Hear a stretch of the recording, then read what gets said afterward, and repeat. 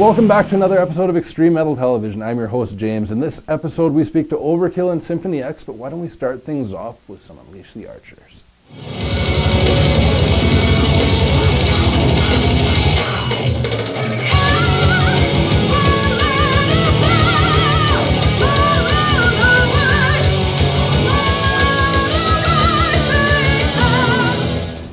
The new album, Time Stand Still, has been out for a little while now. How's it being received?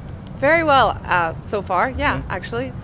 We got a lot of reviews at the beginning there, and some still trickling in from all over the world, and it's been doing pretty good so far. We're really excited with the reception and with where it's getting us and the traction that it's got. So far so good. Yeah, we're really excited about it. I mean, we dared to hope that maybe we had something good on our hands. The old no expectations is no disappointments, but we put a lot into this record, and so we felt that we sort of had something that might be well received. I don't know. And then when it didn't get totally murdered when it was first released, we were excited about that. So yeah, it's good. And I know, and the proof is in the pudding. So we're playing all these unknown places for us, and everyone knows the words to all these songs already. Mm-hmm. So it's like we wrote this album to be a little more catchier in that sense, and it seems to be working. Mm-hmm.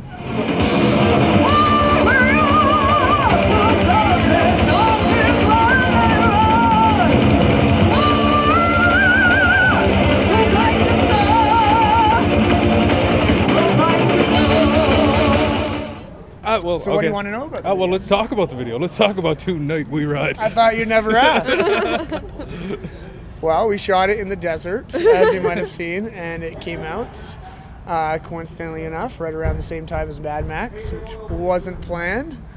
But no, we filmed it in 2013, actually. Really? Yeah. Well, as you can tell by having two ex-members in the video, and we originally were going to release the record in 2014, and then things happened, some bumps in the road, and we started talking with Napalm, and that pushed it back even further. And then, it just so happened to come out a week after Fury Road. So it was really all just chance and fate, I guess you could say. So, because it's actually really a Beyond Thunderdome Mad Max movie, not a Fury Road. Mm-hmm. But it worked. We're a few decades too late, actually. Yeah, it's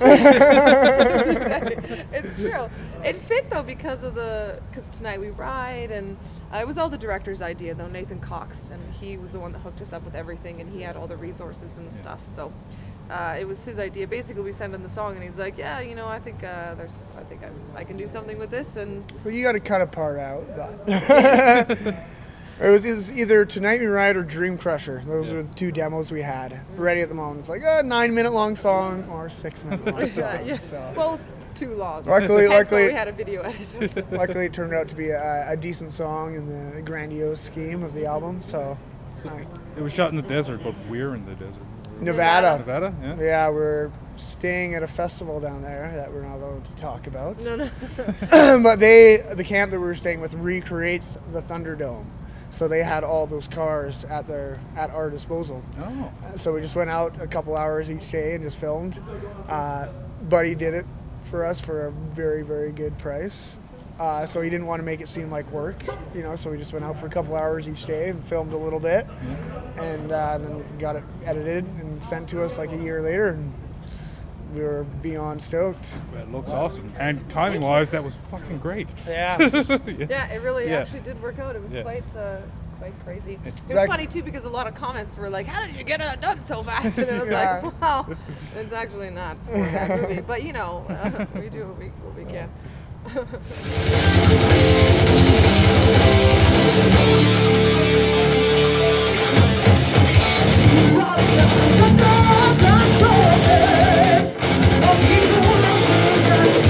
Recently played in Japan and China. Why don't you tell us a little bit what that was like? It was awesome. Japan was very clean, and the shows were fantastic, and the fans over there are so enthusiastic and just ready to roar and put their hands in the air and wave them or whatever you're asking them to do, haze or fists or anything. They just, they're right there. It's freaking amazing. And China was the complete opposite.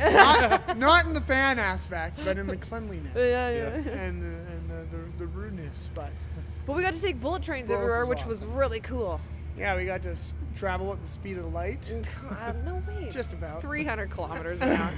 But it's still pretty fast. It was, it was We rad. felt like superheroes. Yeah, for sure. Yeah. Well, it must have been have you ever been there before? Not to been to Japan. I Yeah. had been to China before. Yeah. It was definitely a different experience though, because I went before with an organization that had some money, and this time we were like bare bones in it, and it was like we were still in hotels and everything like that, but we it had was cops come to one of the hotels we were staying at because tourists don't normally stay at this hotel. yeah. They're It like, was, what are you guys doing? this is like a 3 out of 5. Why Yeah. are you here? Yeah, it was pretty funny, but no, it was rad. It was a really good time, and we finished it off in Beijing with Dragon Force, which was a really good night. So lots of good memories.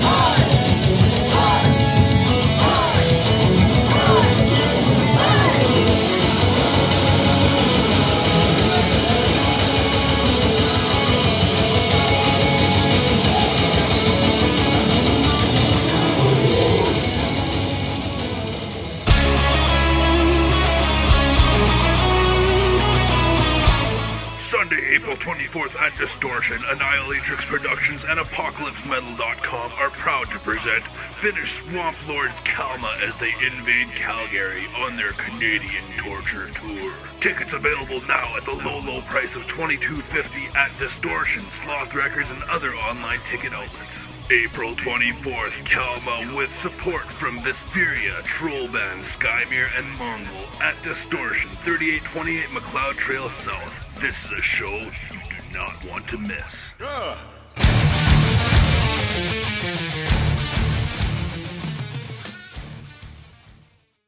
In 2015, Symphony X released their ninth studio album, Underworld. ENPV's Scott caught up with the band when they were in town.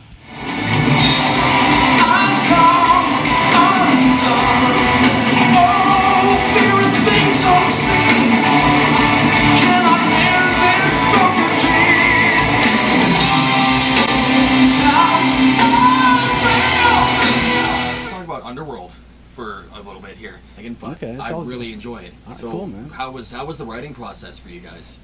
I mean, it was like pretty much the same as the last few records. The thing that was different about this one is that we talked about the flow of the record more than anything. You know, I mean, obviously the songs and, you know, all those kind of things. But that was like one of the early points. It was like really trying to just have a really cohesive record, beginning to end. Every song was in its right place. And I had seen some documentaries earlier to the time we started writing, previous to when we started writing. And they were just, you know, a lot of negative things just about the music industry in general. And what the hell was this one thing? It just said, like, you know, with all the singles and with, you know, information just so fast and everybody's, you know, can't concentrate and no attention span, that there would be no more albums. There would be no more, like, great albums like, you know, say Rush Moving Pictures or Dark Side of the Moon. And that I kind of stuck in my head, and it's like, let's really try to stick to the format of the record. And it's like, yeah, obviously you want every song to be good, but it wasn't like, let's just try to write one great song and a bunch of shit filler. It was like, let's just try to make everything great and the flow great. So that was the big difference with this one. It was really about the whole thing. Well, I feel you guys really hit the nail on the head with this one. It's good. a little bit mellower in a sense, but it still keeps on with the whole I don't know if storytelling. I don't know if it's mellower. I mean, I think it's more melodic than the last couple. And I mean, that was on I suppose purpose too. that's a better word for it. Yeah, I mean, the riffs are still there. I mean, there's some heavy shit there. But yeah, that was another thing. We just talked about having songs that maybe reminiscent of the things that we've done over the years. So there is something that's really heavy that could have been on the Iconoclast record, but then there's something very melodic with acoustic guitar that might have been on the third record, Divine Wings. So yeah, we were conscious of that too, like trying to have everything there, you know, just have the good flow, the good songs, and a little bit of everything we've done. Very heavy stuff, very melodic stuff, some very progressive stuff, just a little bit of everything.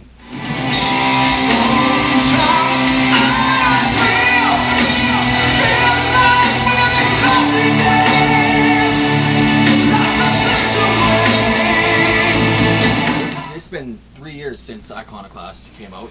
Is there a reason for? The shit takes time. Yeah, that's The yeah. shit If you're takes gonna do time. a good record, It right? takes time. Yeah, I mean, we really put a lot into it. You know, we really do. I mean, we really just take little by little and try to plan it and make sure the performances are good until we're all happy, you know. But yeah, it does take time. I mean, this wasn't that much time, and we don't write, or I can't write, like, on the bus, like now. You know, it's like, oh, start working on the next record. I can't freaking do that. You know, goofing around, you know, you can't concentrate. So usually the writing doesn't start till after the touring kind of comes to an end. You know, and then we'll spend like that solid year or whatever it is on the record. All right. So, so lyrics-wise, like, do you have the lyrics written before the music, or vice versa? I mean, it depends. This one, there was some written. I had some stuff. I mean, Mike LaPond, he had a lot of things. Yeah, every record's a little different with that. Like, depends on the song too. I think like the song "The Odyssey," and it's like 20 minutes, and it's you kind of have those lyrics down first, or at least the whole idea of it, and then you put the music to it. But sometimes you just have a riff, and it's like, all right, let me just put some lyrics to it. So it always changes. It always changes. Well, we were actually on 70,000 Tons of Metal when you guys played the last time. Cool. We saw when you performed the Odyssey. Oh yeah. And there was grown men crying during that show. I don't know if they were crying, but no, I saw one. Really? Yeah. Apparently, it was very emotional. It was a great performance. So that's not a bad thing. Yeah.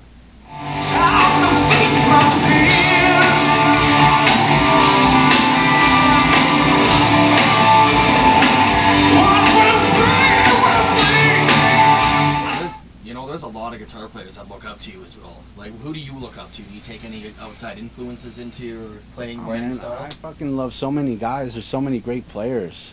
I mean, for me, the ones I hold close are the guys, like when I was learning guitar when I was a kid. You know, Randy Rhoads, Van Halen, Old Sabbath, Iommi just with the riffs. And then as I got into that more, the guitar thing, but Randy Rhoads was my first guy. Really got me into that. And then, of course, Yngwie and Paul Gilbert, all these different kind of players. So, for me, that's a special time when I was learning and I was exposed to all that great stuff. Sean Lane, I mean, there's so many great guys, so many great bands, I mean, I was really into, Priest and Maiden early on. And then as time went on, you discover other things, Frank Zappa, Rush, ELP, and I just, all that stuff to me is the stuff that I really like, especially the guitar players. But there's so many great guys. There's always great players, but those ones that really kind of pointed you in that direction for me, Rhoads, Van Halen, Uli John Roth, there's so many.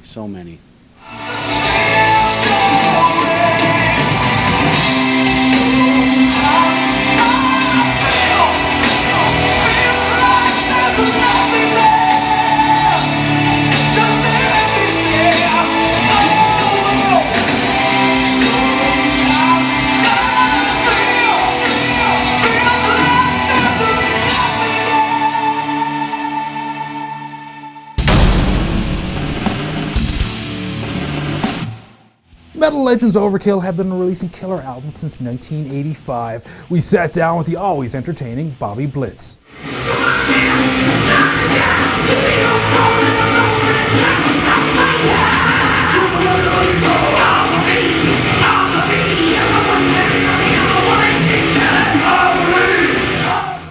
Tour so far is good.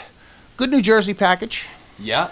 The Symphony X guys and the Overkill guys, and we've known each other for over a decade. So, when with regard to personality, that end of the tour is as smooth as silk. Problem with two Jersey bands touring is that you rob each other all day long. Old habits die hard, eh? But, the cool thing is that I think the package is offering something a little different. I mean, we're both obviously cut from the same cloth to some degree, have the same genealogy, but different presentations. So I think that when you have two thrash bands on there, there's no shades of gray. But when you have kind of a progressive metal band and a thrash band, obviously we're honestly playing to new people, and so were they. So, yeah.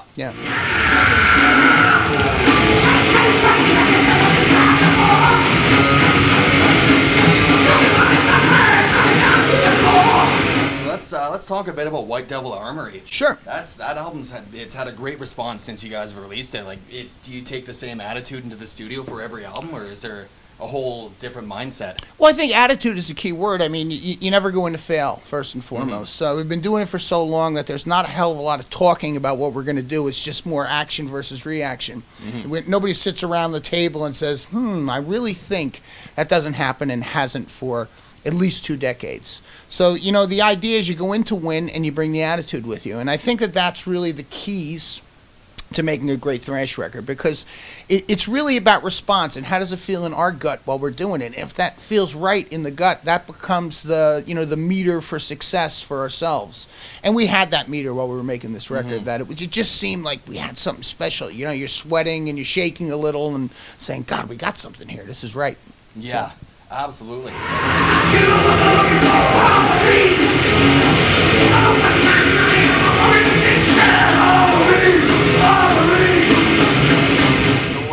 So your new video, was that filmed in New Jersey? It was, yeah. Yeah? It was filmed in Paterson, New Jersey. Oh, okay. We did a twofer. We did 2 in one day.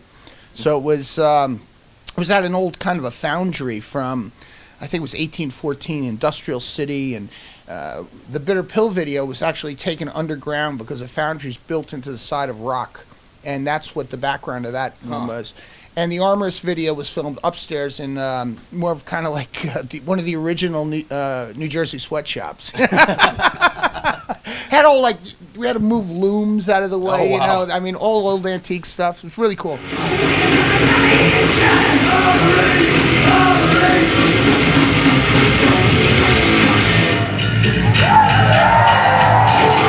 Yeah.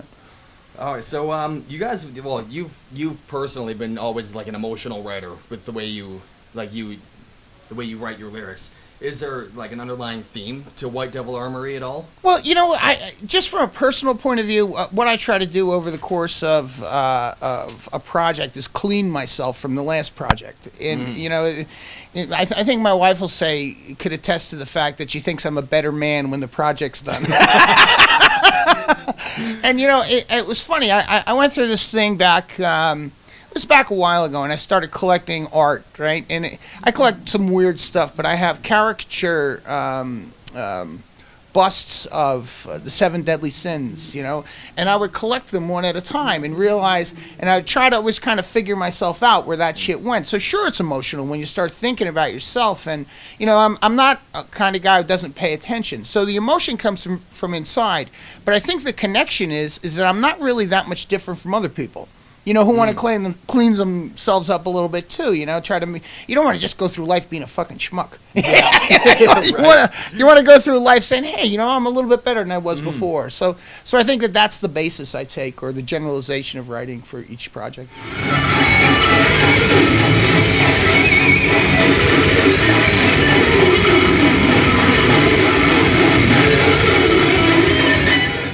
So do you feel the industry's changed over the years? You guys have been in the game for a long time. The industry has, yeah. Yeah. I was here when it was vinyl and cassettes. And CDs were a new thing at one particular time. But I think one of the great things about change is adaptation.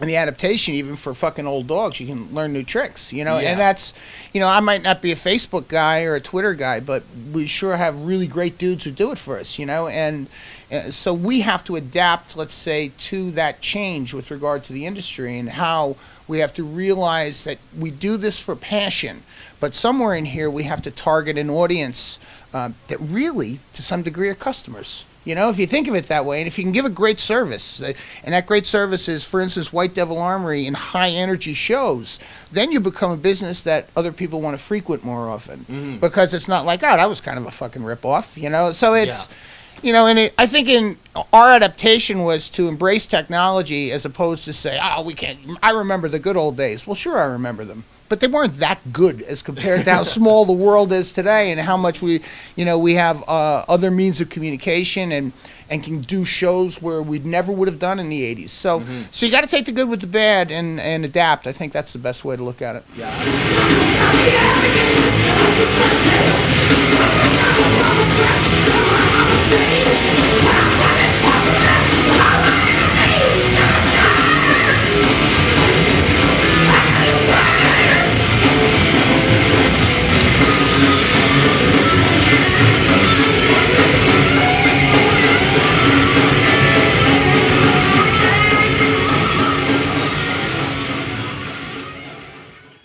that's going to do it for another episode of Extreme Metal Television. I'd like to thank everybody for checking it out. I'd like to thank my co-host Mark and everybody on the EMTV crew. If you like it, please share it and subscribe. We would really appreciate it. Check out extrememetal.tv for all of our past interviews. And until next time, see ya.